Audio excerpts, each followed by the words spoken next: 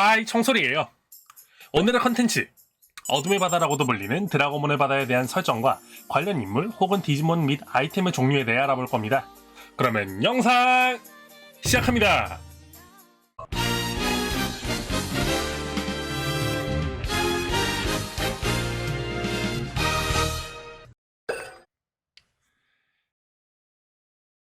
드라고몬의 바다는 파워 디지몬 제13화 드라고몬이 부르는 소리에서 살짝 떡밥으로만 등장했었던 지역입니다. 드라고몬의 바다는 본래 어드벤처 때 등장할 예정이었지만 당시의 각본가였던 코나카 치아키의 스케줄이 맞지 않아 파워 디지몬으로 일정을 늦출 수밖에 없었다고 합니다. 실제로 디지몬 어드벤처의 피에몬 편이 진행되는 도중 매튜가 어떤 동굴에서 정체불명의 어두운 기운에 사로잡혀 부정적인 생각만 하게 되는 모습이 있는데, 이때 연출이 어두운 물에 잠기는 것으로 묘사된 것을 보면 아마도 이쯤에서 등장을 시키려고 했던 것이 아닌가 추측이 됩니다. 드라고몬의 바다 에피소드는 디지몬 팬들에게 상당히 흥미롭게 다가왔지만 파워 디지몬 이후 재등장 예정은 거의 없다시피 하며 스토리에 영향을 주지 않는 그저 단발성인 기획으로 크툴루 신화에 흥미를 느꼈던 제작진이 시험삼아 만들어본 에피소드였다고 발언한 것을 보면 제작진은 드라고몬의 바다에 대한 떡밥을 회수할 생각이 전혀 없다고 볼 수 있을 것 같습니다. 정보에 의하면 해당 에피소드는 드라고몬이 부르는 소리라는 제목도 그렇고 작품의 전체적인 분위기가 완전히 1931년에 발표된 하워드 필립스 러브크래프트의 중편 소설인 인스머스의 그림자에서 따온 것으로 화제가 된 에피소드라고 합니다. 드라고몬의 바다에 한 번이라도 다녀온 인물로는 대표적으로는 서정우, 신나리, 리키가 있는데요. 서정우는 형이 죽은 지 얼마 되지 않은 시점에 마음의 짐을 덜기 위해 디지털 게이트를 열어 처음으로 드라고몬의 바다에 도착했었으며, 이곳에서 최초의 디스리가 탄생함과 동시에 서정우의 마음속 어둠의 힘이 증폭되어 디지몬 카이저가 탄생하는 계기가 되는 모습을 보여줬습니다. 두 번째로 드라고몬의 바다에 다녀온 인물은 신나리입니다. 나리는 파워 디지몬 13화 기준으로 더 이상 형인 매튜에게 의존하지 않는 리키의 모습과 정반대로 여전히 오빠인 신테일에게 의존하는 것 같은 모습을 보여주는데요. 리키가 지나치게 테일에게 의존하는 경향을 지적하며 언제까지 그럴 거냐고 나리를 나무랐습니다만, 예민한 부분을 건드린 것인지 아니면 전곡을 찔린 것인지 알 수 없지만 리키를 바라보는 표정이 매우 어두워지는 모습을 보여줬습니다. 그 이후 나리는 갑작스럽게 현실 세계에서 모습을 감추게 되는데요. 이후 나리가 모습을 드러낸 장소는 바로 드라고몬의 바다였습니다. 그 와중 나리가 실종되는 모습을 실시간으로 목격한 가트몬이 나리가 사라졌다고 하며 나머지 아이들과 함께 나리를 찾기 시작합니다.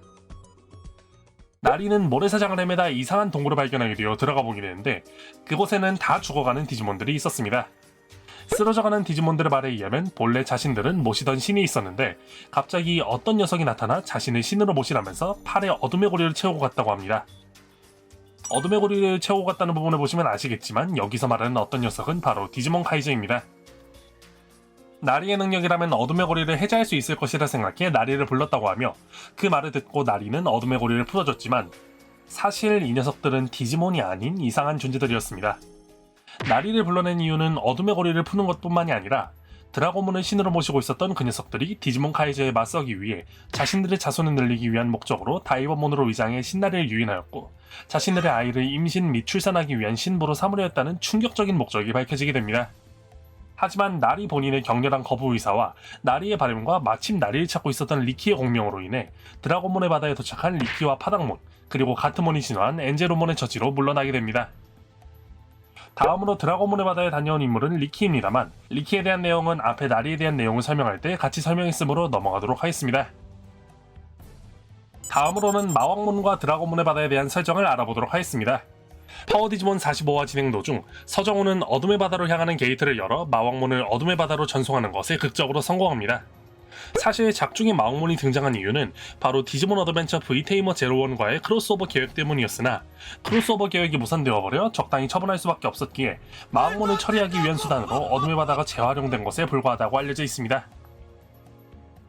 다음으로는 드라고몬의 바다와 관련된 아이템들의 종류에 대해 알아보도록 하겠습니다. 드라고몬의 바다와 관련된 아이템은 두 가지가 존재하는데요. 첫 번째는 바로 서정우가 소유한 검은 D3입니다.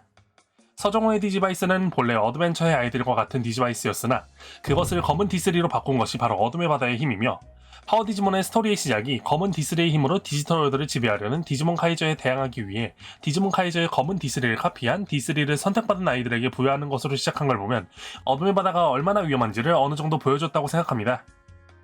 다음으로는 어둠의 탑이 있습니다.